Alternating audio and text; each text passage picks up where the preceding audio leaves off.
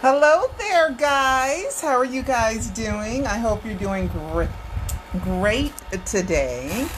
I'm going to wait for someone to pop up. Pop up, so that I know that I am public and I am live. Oh no, it's taking a little bit of time. Come on, somebody. There we go. There we go. All right, guys. I'm so grateful to you guys. Okay, I am so grateful. Alive for Michael Jackson, The Missing Pieces DVD made it all the way up to number 27 on Amazon retail documentaries. That is huge. Okay, it's not going to stay there because I know it was the first day of the launch and most people ordered then and whatever. But please continue to order. It'd be nice to get in the top 10. But that would take so many of you guys ordering. But I thank you. I thank you. I thank you. And I thank Matt and his beautiful, lovely, just fantastic wife, Angela. They have been just wonderful, wonderful. Matt Dodd and his wife, Angela Dodd. Angela Dodd is the one that contacted me first. And then her husband knew how to do artwork and everything just kind of fell into place, and he does music too. So I am very, very happy. If she gives me permission, I will post a picture of her and her husband, if she doesn't mind. But anyway, guys, so thank her. Order your Alive trilogy and also with the Alive 4 DVD. Yay! I'm almost sold out, okay, you guys? You know I put the scent in there, okay? The Black Orchid scent, it's empty. I went through a whole bottle of this, okay? And luckily, I knew to buy two, so I do have one more. It is the oil. So those who have ordered, if you have an oil mark on your package, that's just the scent. So smell it, okay? And then I just put scent on. It's just for smelling. I put it in like a little plastic thing with a little cotton ball and the butterfly in it because I wanted the smell to be able to keep. Okay, so it's just for smelling purposes only. But I wanted you guys to experience smelling Michael Jackson so that when you watch the documentaries, you feel him. You feel him because that was his favorite scent. There's another scent that somebody told me that he really likes. It's a big French word. I might see if I can get that scent too. But for now, thank you so much. I'm running low on all sizes of the butterflies. I only have the little ones left, so I ordered some more, but they usually take a while to get here. So if you want a butterfly, because it's always while supplies last, if you want a butterfly, and I put the oil on it, the Black Orchid oil on it, you order right away. All right, only got a few left. Okay, got that out of the way, and it's available on Amazon International. If you can't, if you're an international buyer and you cannot order it on Amazon, and Amazon's charges a lot more for shipping than I do. Shipping costs internationally has gone really high. So I charge less if you go through PayPal and contact me, private message on Facebook, and let me know. Okay. You guys know me and my little kid gloss, right? All right. So we got a little bit of news from the estate. The Michael Jackson estate released some free answers to some frequently asked questions, to some facts. FAQ, frequently asked questions. And it's pretty long. It's pretty extensive, but it's all about the projects that they do and what they've accomplished and and why they aren't doing certain things and why they are doing certain things. So it's pretty much, I read the whole thing. So you guys, it's on michaeljackson.com. Okay. All the links to my documentaries are on michaeljacksoninsider.com. Okay. So let's move right ahead. Okay. Remember I told you I was going to find some notebooks with my old notes in them? Well, I found two. There's more. Okay. Here is one of the old notebooks with my notes in them. Okay, you can tell the paper's all old, and then I got all the credits and stuff. These are my old notes, okay? Old notes. And then And then here's my second notebook with all my old notes in them. Okay, all my old notes are in these notebooks. And then I have other ones too. Other notebooks that have my old notes on them. Okay. And then, let's see, I have some notes here. I want to tell you guys, there's a such thing as conspiracies, and there's a such thing as an investigation. I am not a conspiracy, okay? I provide the results of an 11-year investigation, and I have released projects throughout these 11 years to tell you guys where we were at the time that I released the projects, right? So the first project I did on the Michael Jackson death hoax was Pseudocide. And look what I found. Look what I have here. Oh my goodness, I can't even lift it, okay? This, I'm going to turn it around. This was Cecil's copy for him to check for, to be one of my editors. And then I had another editor too. So this was my notebook as of April 2010, okay? Pseudocide, did Michael Jackson fake his death to save his life? Look, guys, look at this. It's over 500 pages. Look here, over 515 pages. And this was as of April 2010. This is not even a full year. This is not even a full year. All this stuff I have. Look at these pages. You guys got to read Pseudocide. Oh my God. Oh my goodness. Look at all this. Look at all this. Look, it's just incredible. It really, that was 515 pages, but here's page 521, and so it is 115,000 words is 526 pages. This is a huge manuscript. This is a huge manuscript. And it's not even a year after the death hoax. So anybody who's silly and thinks that I just woke up one day and I just threw something together and it became the Alive trilogy, or that I haven't done extensive, in-depth research, they don't know what they're talking about. And you should tell them that stuff too, okay? But this is, look, I have a chapter on Ramon K. Bain and Grace for Wanda. Ooh. The memorial and the funeral, MJ and his disguises. Okay, I have references, which means I have all my notes and all the credits and hundreds of credits I have at the end of this book. But it's not, I never made this into a physical book, even though I probably should.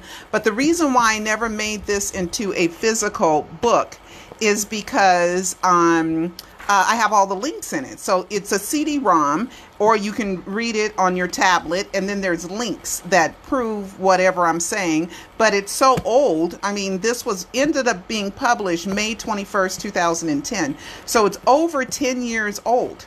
Okay, over 10 years old. So I do want to read something for you guys. Okay, I do want to read it. I'll have you guys. This was written on June 27th.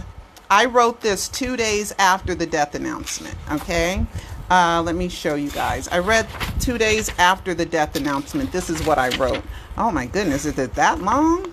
I don't know if I want to read all that. Oh my goodness. Okay, here it is.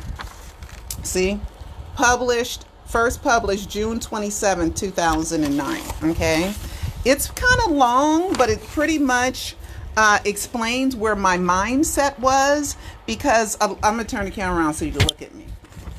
A lot of you guys don't know that I was at UCLA.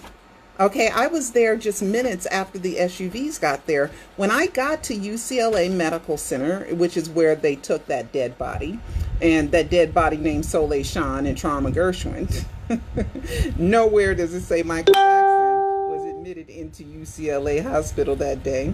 They used the name, and Conrad Murray did that. Soleil Shawn and Trauma Gershwin. That's why I believe Conrad Murray is in on it. Because at this point, what you trying to keep a secret?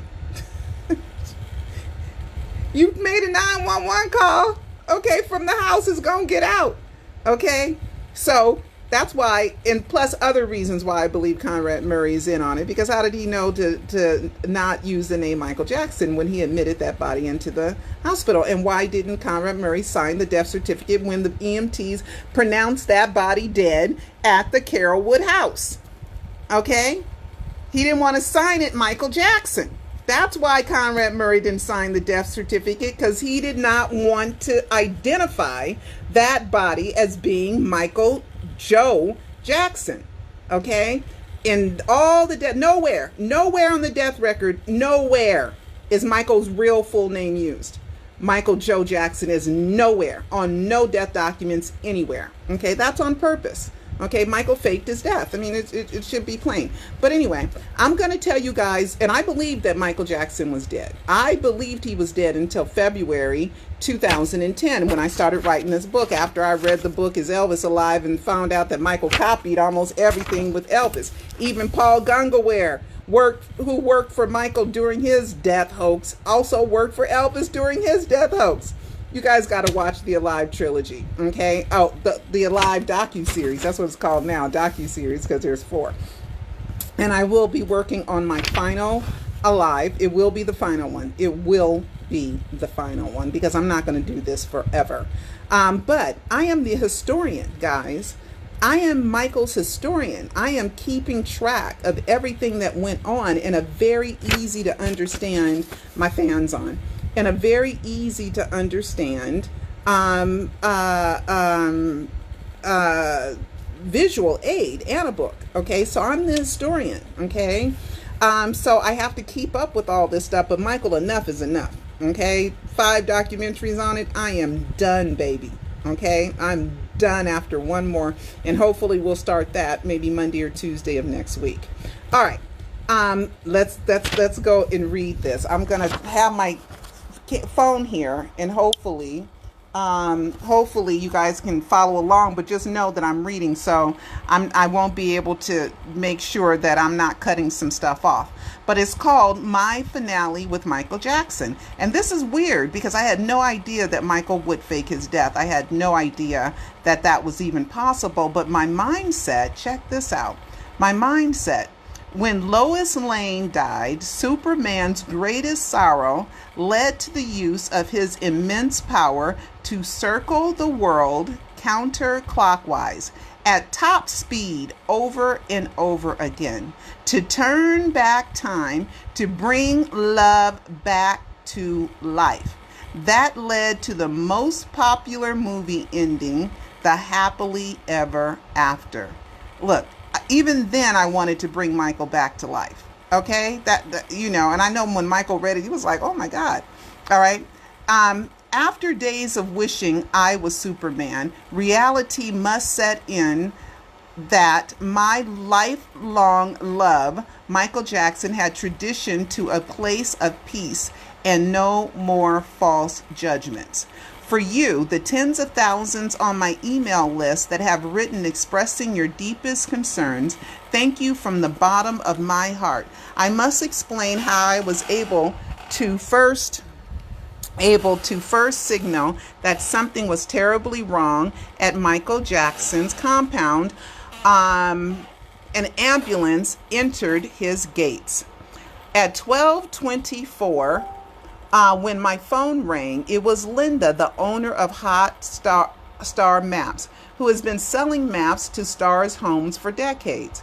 And as of November 2008, her greatest dream came true. Michael Jackson moved into the house where she had been stationed on the street corner for more than 10 years selling maps. Linda's voice was surprisingly calm while she managed to tell me that an ambulance just went into Michael's home. She had no idea why or for what or for whom the ambulance was intended. She continued to give me details that the fire truck had also arrived, and then the fire chief. The only response an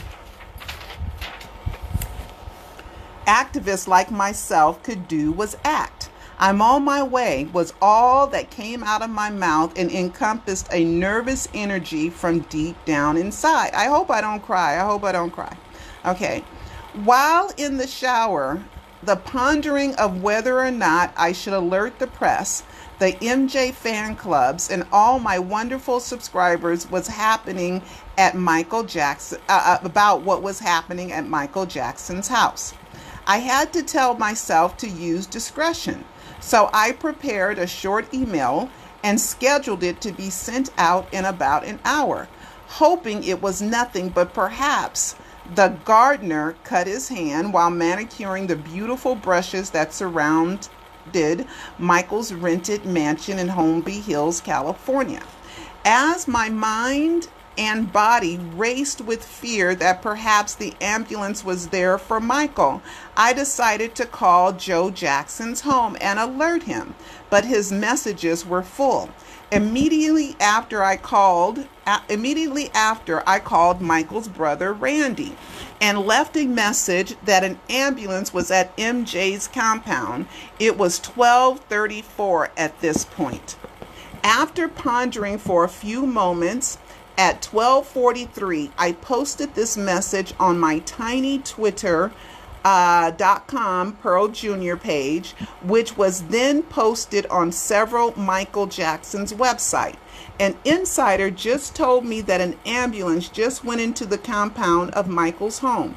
No details why or for what or who. Here is my Twitter, right? My tweet is right here, right? 1243, June 25th, 2009.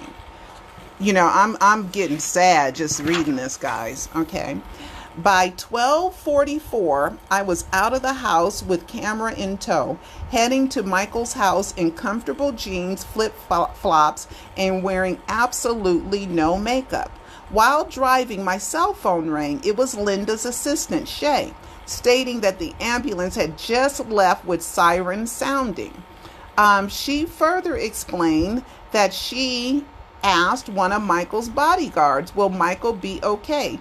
He responded by putting his head down and didn't speak a word. We continued to talk for a few more moments and hung up. Okay, let me stop right there for a second. I later found out that there was no the ambulance. The sirens were not on. The sirens were not on. So she was mistaken, because I remember asking, "Were the sirens on?" And she said yes, but they weren't. We have no proof that any sirens were ever blazing. But why weren't the sirens on? If you're rushing a man to the hospital, why weren't the sirens on? Just saying. Maybe she thought maybe they put them on for a second. I don't know.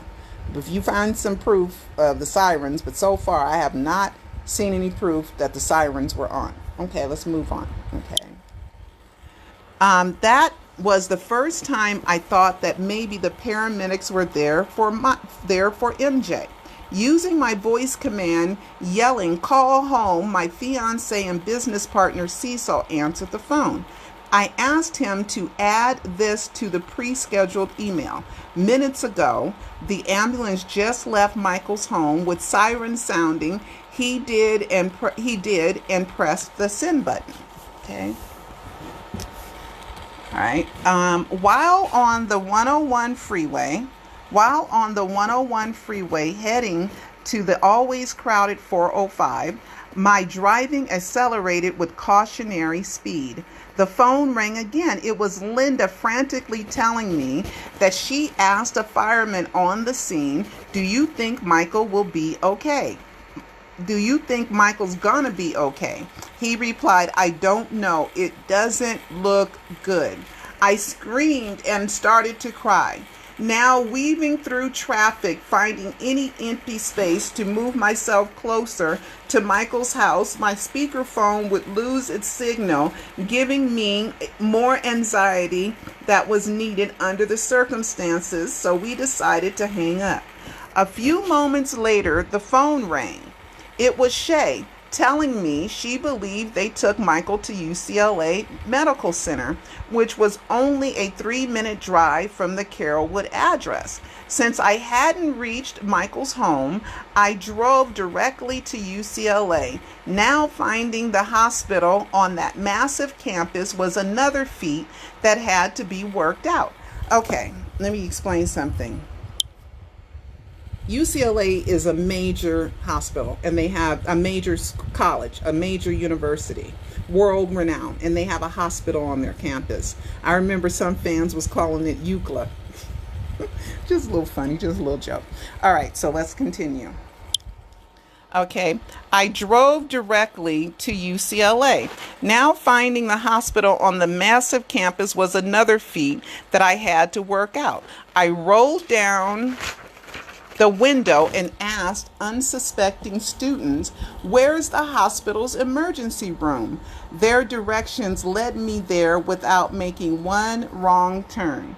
At arrival, the first thing I saw was Michael's 2 dark blue SUVs, one with the emergency blinker still on, but both were without passengers. I put my car in valet and looked for any familiar face. Talithia, a dedicated fan and one of the Michael followers, was alone on the phone. I ran to her and we immediately hugged and started to cry together.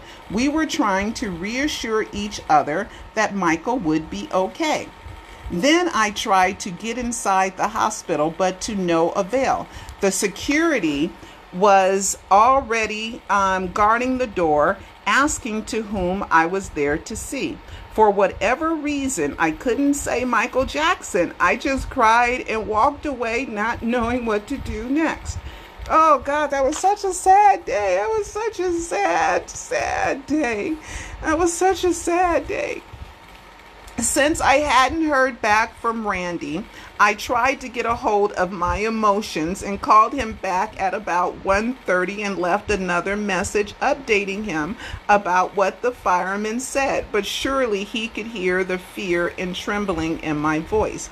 Cecil thought I said my phone was dead. I had said previously that my phone was dying and it was going in and out. My phone wasn't dead yet. Okay? That's just his notes. Okay, just his notes, because this is not the final copy, guys. This is the note that I wrote on June 27th.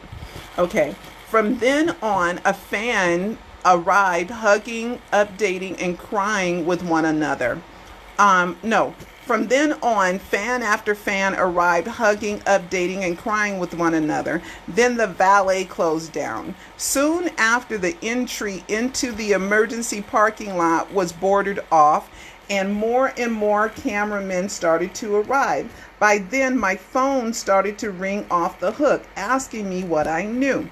I gave them whatever information I had.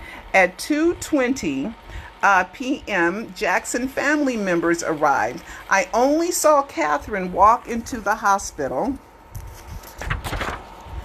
but found out Jermaine and Randy and Sister Latoya were also in the hospital. The street quickly filled up with more and more people with and without cameras. My friend would continue to call and tell me that the news is reporting that Michael Jackson had died. I couldn't believe it and wouldn't believe it until the hospital confirmed it or a Jackson family member said it was true. Then it seemed out of nowhere.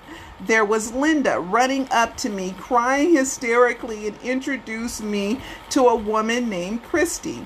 We all hugged and then called Angel, the Jackson family publicist, who told us to wait for official confirmation. Wait for official confirmation from the family before giving up all hope. Then a slim glimmer of hope. An upgrade. Oh, I'm so sorry I have my fans on. Okay. Then a slim glimmer of hope. An upgrade that maybe Michael was in a coma was being reported by the LA Times. I thought that is better than dead, but soon after that, a woman asked if she could interview me, and the woman I had just met and cried with. We agreed and refused to admit Michael was gone.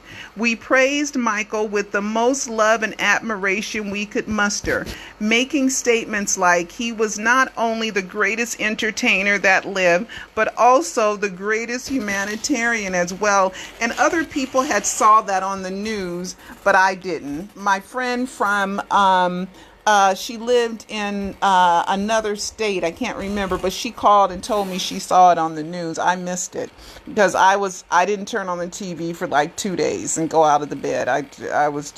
This was when I finally decided to get up out of the bed and do something. So I wrote, because that's what writers do. Now the entire street is blocked off and hundreds of people filled the area. Eventually, MJ's song Heal the World was blasting. It was hard to first find out where the music was coming from. I followed the sound and discovered it was coming from some college students' apartments from across the street. It sounded like an ode to Michael, which was highly offensive. God, that was such a sad day, you guys. Okay. Because I just didn't want to believe that Michael had passed.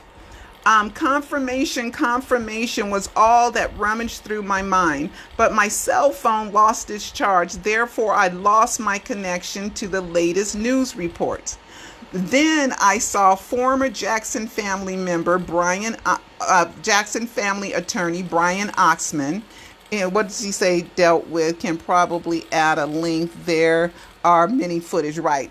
Brian Oxman, to whom I recognized while I was a reporter at the 2005 child molestation trial. I ran up to him and asked him, I ran up to him and asked him on camera, was Michael okay? He quickly started yelling that he wouldn't report on Michael's condition, but that Randy and Jermaine were crying in the hospital. Some cameras were everywhere following us and asking him question after question. So I had a one-on-one conversation with Brian Oxman, and people with cameras were following us. Less than an hour later, Jermaine confirmed that Michael had passed away at 2:26 on June 25th. Michael is gone too soon. First published June 27, 2009. Okay, and then I did not know how to start this, so I just started writing. And just to read the first paragraph, just to let you guys know. As a 6-year-old little girl, I first saw little Michael Jackson on the Ed Sullivan Show. I loved him ever since, with bouts of disillusionment and abandonment due to Michael's seemingly disconnection to the Black community.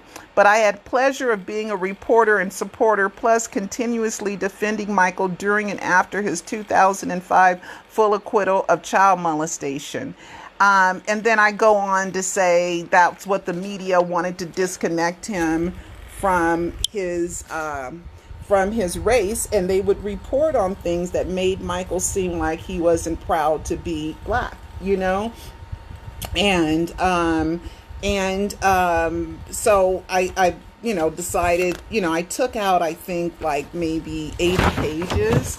Because I didn't know where to start, and I took out 80 pages or something, right? Because this was the full on, and I never published the first 80 pages ever.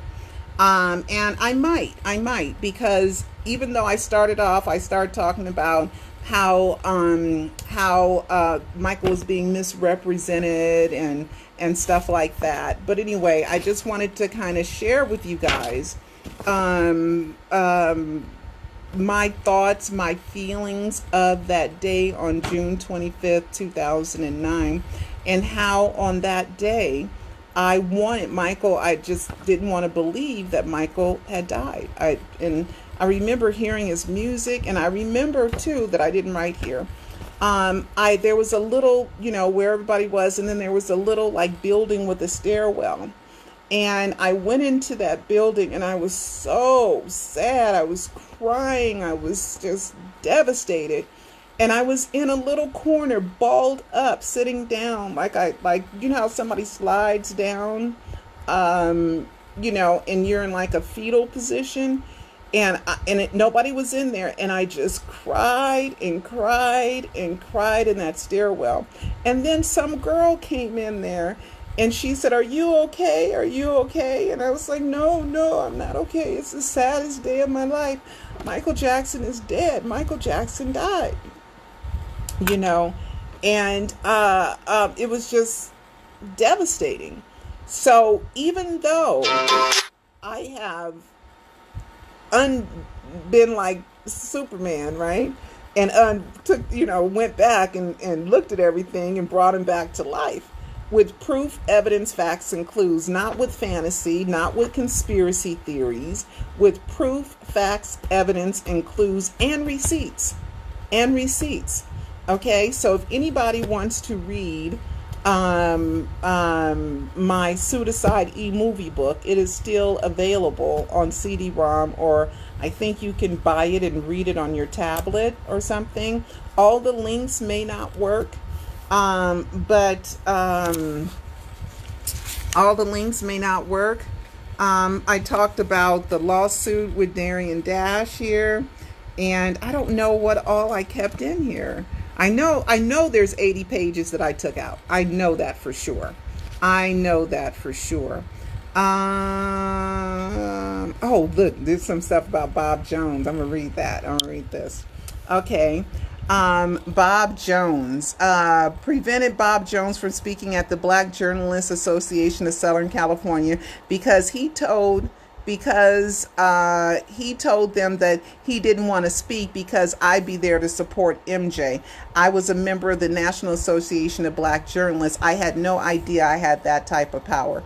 So Bob Jones, who pretty much turned on Michael, and then wrote a horrible book about Michael. But then when he was questioned on the stand, did he think Michael was a child molester? He said no. But he still, his buddy Stacey Brown, not Reeve's daughter Stacey Brown, but a guy named Stacey Brown, and him wrote a book. And I remember seeing them at the end of the 2005 trial pushing that book. And but Tom Mesereau said, "Well, if you don't think he's a molester, then why did you allege that in your book?" And he said, "Well, a book isn't under oath." There you have it. A book isn't under oath. That's why I have a hard time, trusting people's words, because people lie. People lie a lot. So even though people can be telling the truth, give me something to substantiate the truth. Give me something that I can go, yeah. I can go, yeah.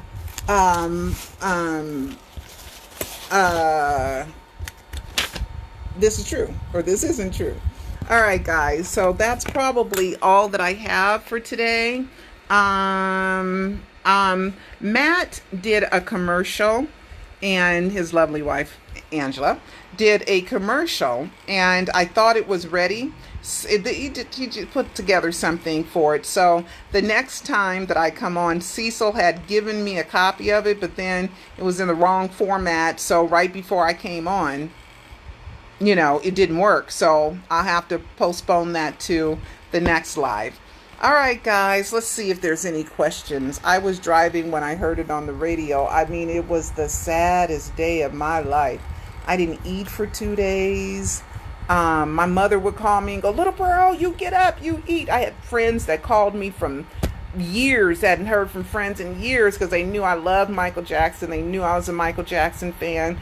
They were calling me and going, "Are you okay? Are you okay?" And I was just so sad, and I was just so unhappy. I was so unhappy. I was so unhappy. I was so unhappy. I could just live back those feelings, So when people say, "Well, Catherine cries," yeah, because even though I know Michael faked his death, just the thought of the death day, the thought of him being dead, bringing back all those emotions and everything. And I think there's a video that I have on YouTube where I'm crying, and I say, some people are saying it's a hoax, and I don't believe that it's a hoax. I believe that Michael Jackson was dead, and it took me to write this whole book to say, yes, I'm in. It is quite possible And I was no easy win for the death hoax. It took a lot for me to put my reputation out there and go, yeah, there's something to Michael faking his death. And then here we are 11 years later, and I still have enough information for another Alive documentary. I mean, if Michael was really and truly dead, guys, I wouldn't have had this 500 and something page book. I wouldn't have had 4 documentaries and hundreds of YouTube videos and thousands of posts. It would have just been Michael's dead and end of story. And everything would have just Michael Joe Jackson on the death certificates. There'd be a name on the crypt. There'd be, the autopsy would be in the correct name. Joe and Catherine would have saw the dead body. Joe didn't even arrive to LA until the next day. I mean, come on. Come on. I mean, it's just absurd. Your golden goose son, that any father, no matter how hard Joe is, knowing that Michael died, you going to say, I go tomorrow. And you're just in Las Vegas. And there's flights from Las Vegas in an hour and a half or 45 minutes. You know what I mean? It's a 4-hour drive and you don't come to the next day. I mean, it's just, and Catherine goes there and into UCLA, but doesn't walk 10 steps to make sure that that's her son's body, who apparently died in his sleep. So that is the most beautiful sleep that you can die in, knowing Michael in his games. So Catherine and Joe did not see the dead body. Joe never saw the dead body because they wanted plausible deniability, because they thought early on that it was any day that they were going to discover the dead body wasn't Michael Jackson's. Okay? Because it wasn't Michael Jackson's. And watch Alive 2 for the great proof, evidence, facts, and clues about whose dead body it was and why propofol had to be the cause of death. All right, guys, I think I'm going to leave now. Yeah, I know we were all so sad, oh, Paris is, Paris, I love him so much, not a tear fell.